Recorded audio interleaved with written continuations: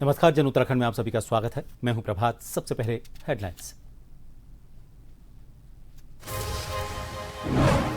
नीति आयोग के सदस्य एम श्रीनिवास की सीएम धामी से मुलाकात। सीएमआर में समग्र एवं विकास से जुड़े विभिन्न विषयों पर की चर्चा। बोले, उत्तराखंड को मिलेगी नई गति।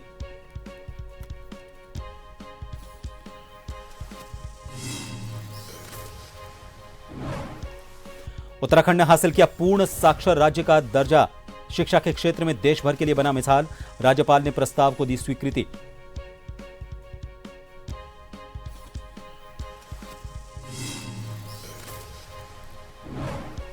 राम मंदिर और बद्रीनाथ चढ़ावे में धांधली मामला। विकासनगर में कांग्रेस ने किया उपवास। पूर्व मंत्री नव प्रभात ने धार्मिक स्थलों की सुरक्षा पर उठाए सवाल।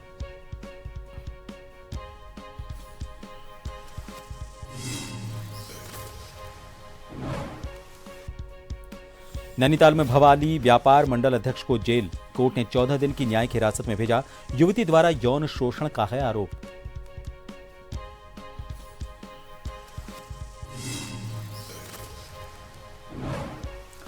और उत्तराखंड के 5 जिलों में मूसलाधार बारिश। 32 सड़कें बंद। गंगोत्री हाईवे पर मलबा गिरा। 13 जुलाई तक मौसम खराब।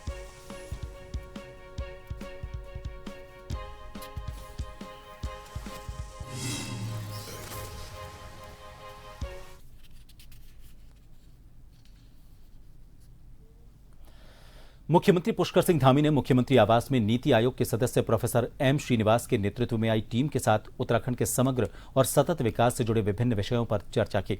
मुख्यमंत्री ने राज्य की भौगोलिक परिस्थितियों और तीर्थ पर्यटन के कारण बढ़ने वाली फ्लोटिंग पॉपुलेशन को ध्यान में रखते हुए स्वास्थ्य, पेयजल, स्वच्छता, परिवहन और अन्य बुनियादी सुविधाओं के बेहतर विकास पर जोर दिया। उन्होंने स्वास्थ्य सेवाओं, पोषण, एनीमिया और कुपोषण की रोकथाम के साथ कृषि, बागवानी, पर्यटन, जल संरक्षण, कौशल विकास और स्थानीय रोजगार को बढ़ावा देने के लिए नीति आयोग के सहयोग से समन्वित प्रयासों की आवश्यकता बताई। मुख्यमंत्री ने विश्वास जताया कि नीति आयोग के सहयोग से उत्तराखंड के संतुलित और सतत विकास को नई गति मिलेगी।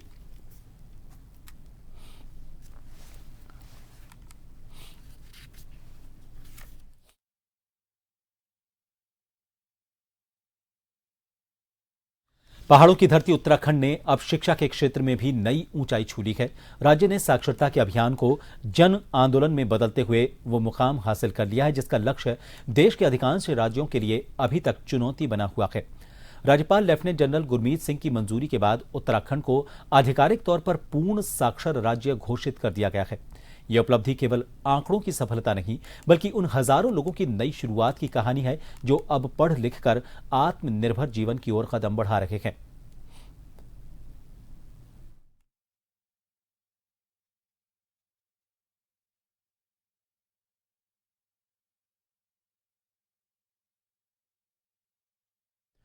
उत्तराखंड के मुख्यमंत्री पुष्कर सिंह धामी हरिद्वार स्थित प्रेमनगर आश्रम में मोरारी बापू की श्रीराम कथा के समापन समारोह में शामिल हुए।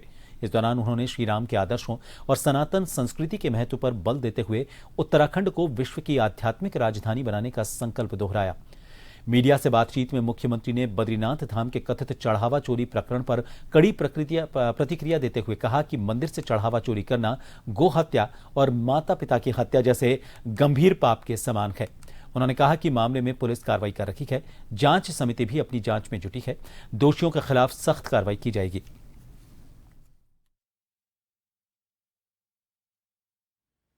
जो भी दोषी होगा वो छोड़ा नहीं जाएगा। कठोर कार्रवाई होगी। कमेटी बना दी गई है और पुलिस ने अपनी प्रारंभिक जो कार्रवाई है प्रारंभ कर दी है। रिपोर्ट दर्ज हो गई है।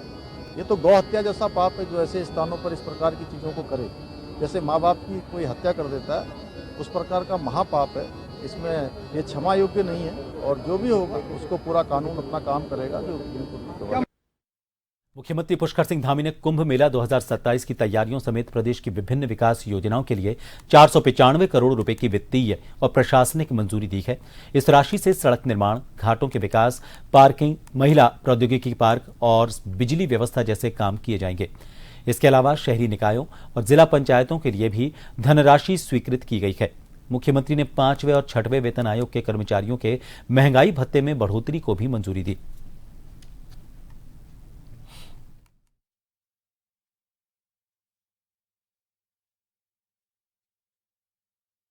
मुख्यमंत्री पुष्कर सिंह धामी के निर्देश पर प्रदेश भर में 4 जुलाई से 15 दिन का जन जन की सरकार जन जन के द्वार सेवा सुशासन और समर्पण पखवाड़ा अभियान संचालित किया जा रहा है।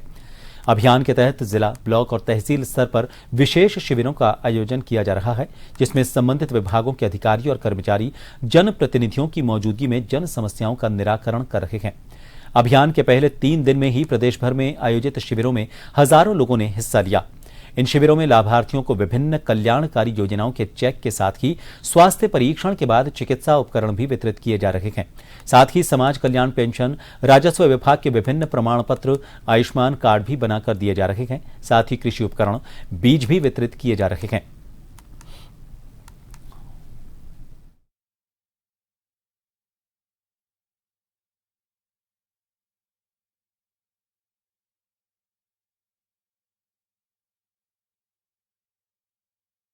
मुख्यमंत्री पुष्कर सिंह धामी के निर्देश पर 4 से 18 जुलाई तक संचालित सेवा पखवाड़ा अभियान के अंतर्गत जन जन की सरकार जन जन के द्वार कार्यक्रम के तहत खूना बोरा में जन समस्या निवारण और बहुउद्देशीय शिविर का आयोजन किया गया। शिविर की अध्यक्षता जिलाधिकारी मनीष कुमार ने की, जबकि दर्जा राज्य मंत्री हेमा जोशी समेत अन्य गणमान्य ने विशिष्ट अतिथि के रूप में प्रतिभाग किया। इस दौरान जिलाधिकारी मनीष कुमार ने शिविर में विभिन्न विभागों द्वारा लगाए गए स्टॉल्स का निरीक्षण किया और विभागीय अधिकारियों को निर्देशित किया कि ज्यादा से ज्यादा पात्र व्यक्तियों तक सरकारी योजनाओं का लाभ पहुंचाने के लिए व्यापक प्रचार प्रसार किया जाए और प्रत्येक पात्र व्यक्ति को योजनाओं से जोड़ा जाए। शिविर में 24 विभागों ने अपने स्टॉल्स लगाकर विभिन्न जनकल्याणकारी योजनाओं की जानकारी उपलब्ध करवाई और मौके पर ही लाभार्थियों को सेवाएं प्रदान की। शिविर के दौरान कुल 109 लाभार्थियों को विभिन्न योजनाओं से लाभान्वित किया गया।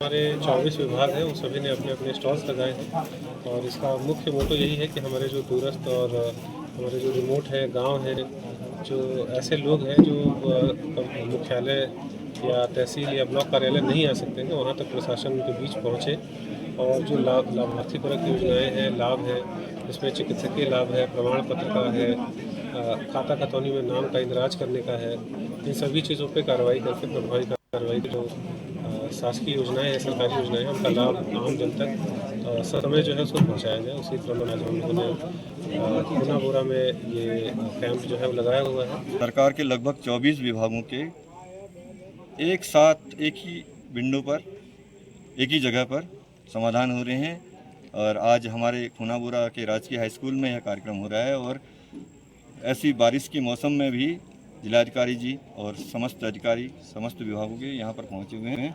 और मेरी भी एक शिकायत थी लोक निर्माण विभाग से संबंधित, उन्होंने बहुत अच्छा इनिशिएटिव लिया और एक हफ्ते के अंदर इससे समाधान करने का उन्होंने निर्देश दिया। खूना बोरा में जो हमारा कैंप जन जन की सरकार जन जन के द्वार कार्यक्रम के तहत आज जिलाधिकारी महोदय ने यहाँ पर काफ़ी समस्याओं का यहाँ पर स्थलीय निराकरण किया गया। जो पूर्व में भी कोई लंबित 2-4 योजनाएं बच गई थी, उनका भी आज यहाँ पर स्थल पर निराकरण कर दिया गया। आज क्योंकि जब पहले चरण पर ये योजना चली थी, उसका काफ़ी जनता को लाभ मिला और द्वितीय चरण में 4 तारीख से लेकर 18 तारीख तक द्वितीय चरण में पूरे जनपद में योजना पुनः लागू की जा रही है। इतनी बारिश हो रही है, बहुत से लोग सुबह से आए थे, जिलाधिकारी महोदय के द्वारा त्वरित तत्काल कार्रवाई करके लोगों को लाभ मिल रहा है। मेरी भी 2-3 मुख्य समस्या थी जिसमें जिलाधिकारी महोदय ने तत्काल समाधान कर दिया।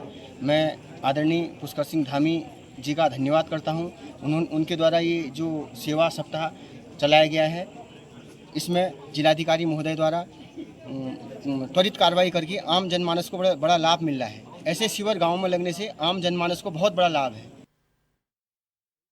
पोखरी स्थित सैनिक कैंटीन परिसर में पूर्व सैनिक और अर्धसैनिक संगठन के कार्यक्रम का आयोजन किया गया। कार्यक्रम में उत्तराखंड के सैनिक कल्याण मंत्री गणेश जोशी ने कैंटीन परिसर में बनाए गए टीन शेड का उद्घाटन किया।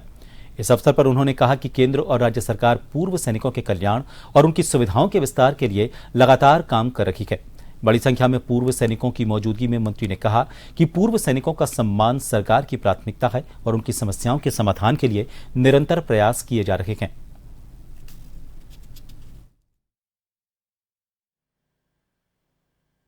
रानी पोखरी कैंटीन डोवाला, रानी पोखरी, भोगपुर, ऋषिकेश तक के आसपास के लोगों की कैंटीन की सेवा यहाँ से मिलती। और एक कार्यक्रम में जब मैं यहाँ पर आया तो मुझे मेरे सैनिक साथियों ने निवेदन किया कि अब बारिश में, जैसे आज ही बारिश हो रही है, अगर ये नहीं होता तो ये लोग कहाँ बैठते। तो ये लोग, हमारी बहनें यहाँ पर इंतजार कर रही थी, उस टाइम बारिश हो रही थी। तो मैंने आपसे वायदा किया था कि इसको मैं पूरा करवाऊंगा और उस वायदे को मैंने आज पूरा किया है। पूर्व सैनिकों के लिए तो बहुत बड़ी चीज़ है। पूर्व सैनिकों का भाई देखो, जो हमारा सामने जो काम करता है, हम हमेशा उसके साथ खड़े रहते हैं। और जितना भी इसमें बजट लगा, चाहे 15 लाख लगा, चाहे 20 लाख रुपये लगा, हम नहीं जाना कितना लगा, और हमको काम हुआ है, ग्राउंड में काम हुआ है, हमको अच्छा लगा। बाकी पूर्व सैनिक खुश है इस मामले में।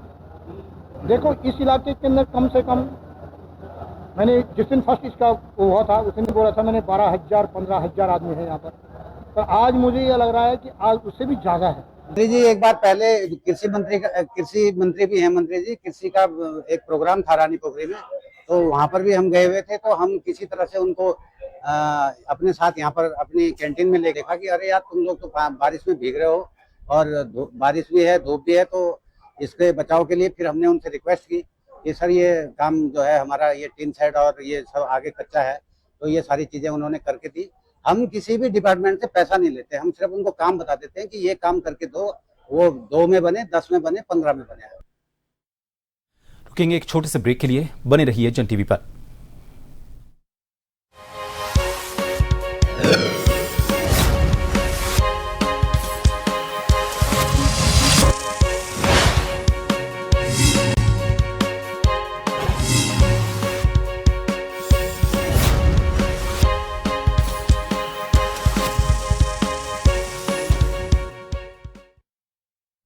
एक बार फिर आप सभी का स्वागत है। उधम सिंह नगर के किच्छा विधानसभा क्षेत्र में करीब 5 करोड़ रुपए की लागत से बनने वाले आधुनिक कम्युनिटी हॉल का विधायक तिलक राज बेहड़ ने वैदिक मंत्रोच्चार के बीच भूमि पूजन कर शिलान्यास किया। चीनी मिल परिसर में लगभग 2 एकड़ भूमि पर बनने वाला ये कम्युनिटी हॉल शादी, विवाह, सामाजिक और सार्वजनिक कार्यक्रमों के लिए क्षेत्रवासियों को आधुनिक सुविधा उपलब्ध करवाएगा। कार्यक्रम में कार्यकारी संस्था के अधिकारी और बड़ी संख्या में स्थानीय लोग मौजूद रहे। कार्यकर्ताओं ने विधायक का स्वागत करते हुए क्षेत्र में विकास कार्यों के लिए आभार भी व्यक्त किया।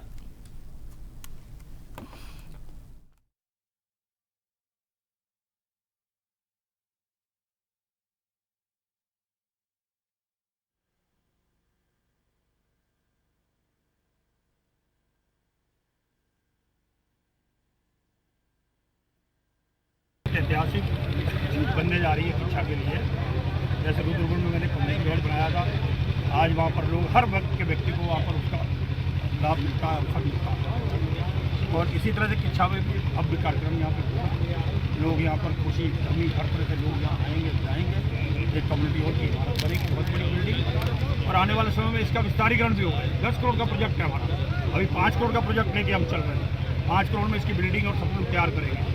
2 एकड़ जमीन बहुत बड़ी है, इसके अंदर साइड डेवलपमेंट भी होगा। आप तो देखते हैं शिक्षा का एक ऐतिहासिक है, जो मैंने संकल्प लिया था उसको आज मैंने संकल्प करके पूजा करके पूरा किया है, और ये बिल्डिंग बनना प्रारंभ है। अयोध्या के राम मंदिर और बद्रीनाथ धाम में चढ़ावे की कथित चोरी की घटनाओं के विरोध में विकासनगर के बाबूगढ़ स्थित राम मंदिर परिसर में कांग्रेस ने उपवास कार्यक्रम आयोजित किया। पूर्व कैबिनेट मंत्री नवप्रभात के नेतृत्व में आयोजित इस कार्यक्रम में कांग्रेस नेताओं और कार्यकर्ताओं ने धार्मिक स्थलों की सुरक्षा व्यवस्था पर सवाल उठाते हुए कथित चढ़ावा प्रकरण की निष्पक्ष जांच और दोषियों के खिलाफ सख्त कार्रवाई की मांग की। वक्ताओं ने कहा कि श्रद्धालुओं की आस्था से जुड़े स्थलों की सुरक्षा सुनिश्चित करना सरकार की जिम्मेदारी है और ऐसी घटनाओं की पारदर्शी जांच होनी चाहिए। श्री राम मंदिर में, श्री बद्रीनाथ जी के मंदिर में जो चढ़ावा चढ़ा है उसके चोरी के आरोप लगे, और आरोप ही नहीं लगे हैं बल्कि राम मंदिर के लिए जो ट्रस्ट बना है उन्होंने उसका संज्ञान लेते हुए 2 लोगों के इस्तीफे भी दिए। कुछ लोगों को पुलिस कस्टडी में भी लिया गया। ये एक गंभीर प्रकरण है क्योंकि केंद्र सरकार ने मंदिरों की जो पुरातन व्यवस्था थी, जो शंकराचार्य जी के समय से स्थापित प्रक्रियाएं थी, उन सबको भंग करते हुए एक नई व्यवस्था पूरे देश में लागू की है। ये तो अभी उस व्यवस्था का एक जो दोष है उसका अंश हमें दिखाई दे रहा है। इस पूरी ही व्यवस्था पे विचार होना चाहिए। सत्ता में आस्था से खेल कर भारतीय जनता पार्टी आई, तो कांग्रेस पार्टी की मांग है कि लोगों ने मन से जो वहाँ चढ़ावा दिया, मन से जो भी इतना विशाल सहयोग वहाँ हुआ, चांदी की ईंटें दी गई, सोने के हार दिए गए, उसमें इसकी जो जांच कमेटी बनाई है, अपनी जांच कमेटी पूरी पारदर्शिता से अपना काम करे, उसकी रिपोर्ट सार्वजनिक करे, कितना चंदा चोरी हुआ है, लोगों की भावनाओं से खिलवाड़ किया गया।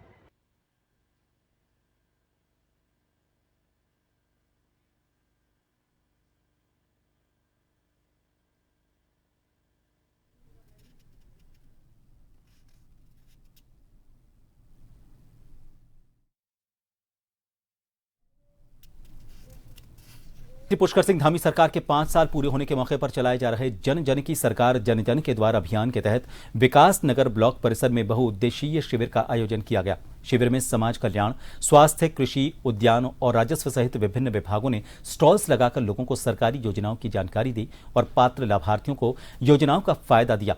इस दौरान विकासनगर विधायक मुन्ना सिंह चौहान और एसडीएम विनोद कुमार ने शिविर का निरीक्षण कर अधिकारियों को जन समस्याओं का त्वरित और पारदर्शी समाधान सुनिश्चित करने के निर्देश दिए।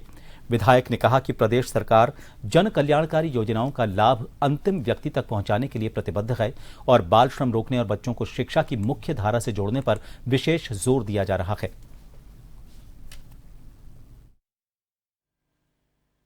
जनता पार्टी की सरकार, माननीय मुख्यमंत्री जी का एक फ्लैगशिप प्रोग्राम है और ये बहुत सफल प्रोग्राम है और मैं ये कहूंगा कि ग्रैंड सक्सेस है।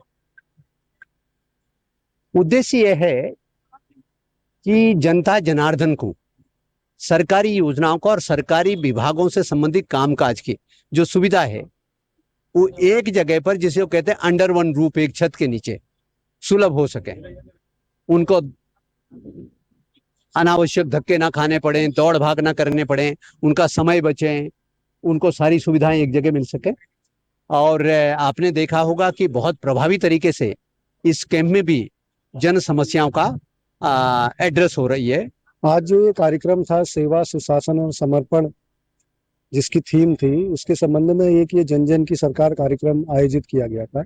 यहाँ पे जो हमारे ब्लॉक स्तर के जितने भी विभाग हैं, सारे स्टॉल उनके लगे थे, सक्षम अधिकारी यहाँ पे मौजूद थे और जो भी मूलभूत सुविधाएं लोगों को कैंप के माध्यम से दी जाती है वो सभी प्रदान की गई। शहीद विनोद भंडारी की पुण्यतिथि पर जौली ग्रांट में श्रद्धांजलि स्वरूप मीठे जल वितरण कार्यक्रम का आयोजन किया गया। शहीद के पिता और पूर्व सैनिक वीर सिंह भंडारी के नेतृत्व में हुए सेवा कार्य में बड़ी संख्या में स्थानीय लोगों ने हिस्सा लेकर शहीद को भावभीनी श्रद्धांजलि अर्पित की। कार्यक्रम में डोईवाला विधायक बृजभूषण गैरोला, नगरपालिका अध्यक्ष नरेंद्र सिंह नेगी और अन्य गणमान्य लोग मौजूद रहे। वक्ताओं ने कहा कि देश की रक्षा के लिए सर्वोच्च बलिदान देने वाले वीर जवानों का त्याग सदैव प्रेरणा देता रहेगा। राष्ट्र उनके योगदान को कभी नहीं भुला सकता। भंडारी हमारा इकलौता बेटा था जो आज देश के लिए शहीद हो गया। शहीद होने के साथ साथ बेटा तो निर्भय है, लेकिन हमें भारत माता की तरफ से गर्व भी है कि ऐसे शहीदों को हम अपने सच्ची श्रद्धांजलि देकर सशक्त नमन करते हैं। इसी हमारे क्षेत्र का हमारा युवा नौजवान भारतीय सेना में आज से 2 वर्ष पहले शहीद हो गया था। आज उसकी विनोद भंडारी जी की आज दूसरी पुण्यतिथि है। आज उनकी पुण्यतिथि के अवसर पर आज हम सब लोग यहाँ पर उनको विनम्र श्रद्धांजलि देने के लिए यहाँ पे आए हैं। उनके परिवार, उनके पिताजी, उनके परिवारजन यहाँ पर, तो आज ऐसे वीर सैनिक को याद करने के लिए हम सब लोग यहाँ पर एकत्रित हुए हैं। नैनीताल में भवाली व्यापार मंडल अध्यक्ष नरेश पांडे को जिला अदालत ने 14 दिन की न्यायिक हिरासत में जेल भेज दिया है। पुलिस ने कोर्ट से रिमांड की मांग की थी। हालांकि अदालत ने जरूरत पड़ने पर पूछताछ के लिए उन्हें जेल से पुलिस अभिरक्षा में लेने की अनुमति दी। नरेश पांडे को भवाली स्थित उनके घर से गिरफ्तार कर अदालत में पेश किया गया था। उनके खिलाफ मल्लीताल कोतवाली में एक युवती द्वारा यौन शोषण का मुकदमा दर्ज करवाया गया है। इसी बीच एक अन्य युवती भी सामने आई है जिसने पुलिस को बयान देकर नरेश पांडे पर गंभीर आरोप लगाए हैं। पुलिस मामले की जांच कर रही है। ये मामला 69 BNS का था, तो FIR में 64 बढ़ा दी गई है। कोई एक अन्य लेडीज आती है, वो अपने बयान देती है कि इन्होंने काठगोदाम में मेरे साथ गलत हरकतें करी, जिस कारण इसमें 64 BNS की धारा बढ़ चुकी है, जिस बार रिमांड थी और रिमांड में उन्हें 14 दिन के रिमांड में भेज दिया। फिलहाल के लिए इस बुलेटिन में इतना ही। नमस्कार।